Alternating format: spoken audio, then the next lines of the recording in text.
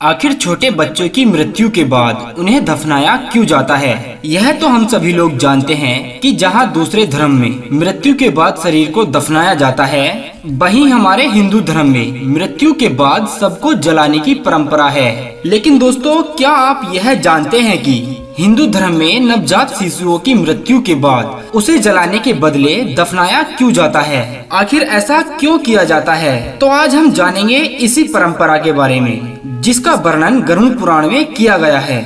नमस्कार दोस्तों, मैं मयंक कुमार एक बार फिर आप सभी का अपने YouTube चैनल में तहे दिल से स्वागत करता हूं। तो दोस्तों, अगर आप लोग सच में भगवान श्री कृष्ण के सच्चे भक्त हैं ना, तो आप इस वीडियो को एक लाइक कर दीजिए एवं कमेंट में एक बार जय श्री कृष्णा जरूर लिखें। तो चलिए शुरू करते हैं। गरुड़ पुराण में मृत्यु, पुनर्जन्म और अंतिम संस्कार से जुड़ी सभी बातें बड़े ही विस्तार से लिखी गई हैं। इसके बारे में गरुड़ पुराण में बताया गया है कि यदि किसी स्त्री का गर्भपात हो जाए या फिर जन्म के 2 साल बाद किसी बालक या बालिका की मृत्यु हो जाती है, तो उसे जलाने के बजाय जमीन में दफन किया जाता है और इससे अधिक उम्र के मनुष्य की मृत्यु होने पर उसका अंतिम संस्कार किया जाता है।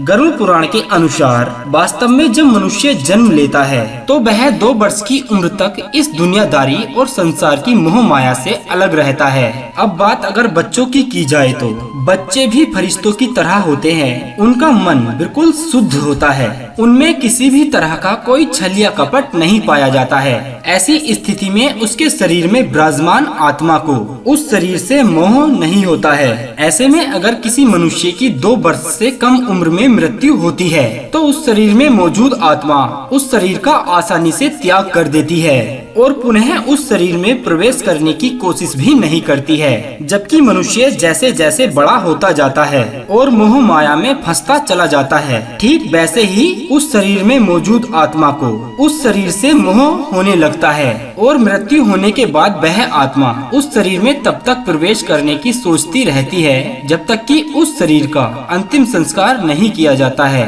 गरुड़ पुराण में यह भी बताया गया है कि अंतिम संस्कार का मतलब दाह संस्कार शरीर से अलगाव का एक रूप है। जब शरीर का अंतिम संस्कार कर दिया जाता है, यानी उसे नष्ट कर दिया जाता है, तब वह अग्नि के द्वारा मुक्त हो जाता है और इसके बाद उस आत्मा के पास कोई लगाव नहीं रहता है।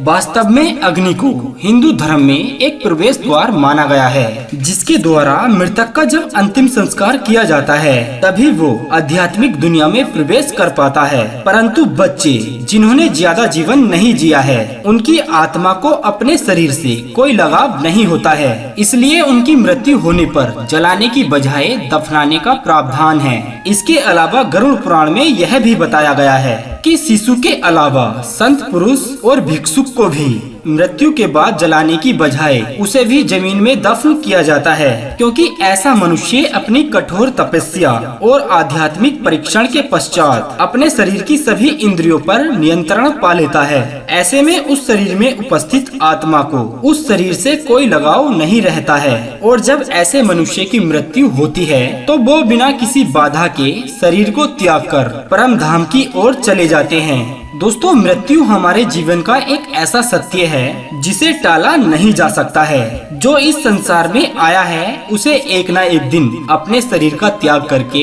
इस संसार को छोड़ना पड़ेगा। तो इसीलिए दोस्तों, हम आपसे कहते हैं कि हम लोगों को दिन भर में कम से कम 3 बार अपनी मृत्यु को याद करना चाहिए। मनुष्य को अपने जीवन में हमेशा अच्छे कर्म करने चाहिए, हमेशा बुजुर्ग लोगों की सेवा करनी चाहिए, हमेशा बेसहारा लोगों को सहारा देना चाहिए और कभी अपनी ताकत का किसी कमजोर व्यक्ति को घमंड नहीं दिखाना चाहिए और कभी अपने शरीर पर अभिमान भी नहीं करना चाहिए। ऐसा करने वाले व्यक्ति परमेश्वर को बहुत पसंद होते हैं और हमेशा परमेश्वर ऐसे व्यक्ति को अपने पास बुला लेते हैं, इस जन्म मृत्यु के बंधन से दूर। उम्मीद करते हैं दोस्तों, आपको वीडियो काफी पसंद आया होगा। अगर ऐसा है तो आप वीडियो को लाइक कर दें, चैनल को सब्सक्राइब करके अपना प्यार हमें जरूर दें। तो आज के लिए बस इतना ही, कल फिर मिलेंगे एक और ऐसे ही इंटरेस्टिंग वीडियो के साथ। तब तक के लिए आप अपना ध्यान रखिए और हमेशा मुस्कुराते रहिए।